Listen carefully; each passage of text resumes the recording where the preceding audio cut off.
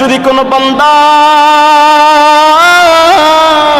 সকালবেলা ফজরের নামাজের পর যখন বান্দা মুনাজাত করবে, এই সময় বান্দা যদি আল্লাহ পাকের নিকট দুটো হাত তুলাইয়া বলে, আল্লাহ আল্লাহুম্মা ইন্নী আসআলুকাল জান্নাহ, আল্লাহুম্মা ইন্নী আসআলুকাল জান্নাহ, আমি আল্লাহ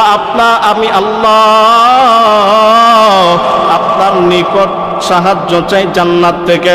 যুবক যদি সকালবেলা আল্লাহ পাকের নিকট মুনাজাত করে আর বলে, আল্লাহ আমি আপনার নিকট জান্নাত চাই, আমি আপনার নিকট জান্নাত চাই, দোয়াটা যদি 3 বার বলে, আল্লাহ বলে এই বান্দাকে আমার জান্নাত নেওয়ার জন্য আমি আল্লাহর নিকট সুপারিশ করে।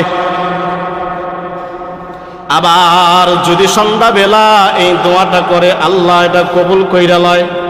আবার যদি আল্লাহ পাকের নিকট দোয়া করে, আল্লাহুম্মা ইন্নী আসআলুকাল জান্নাহ, আল্লাহুম্মা ইন্নী আসআলুকাল জান্নাহ, দোয়াটা যদি করে এটাও কবুল করে নাই।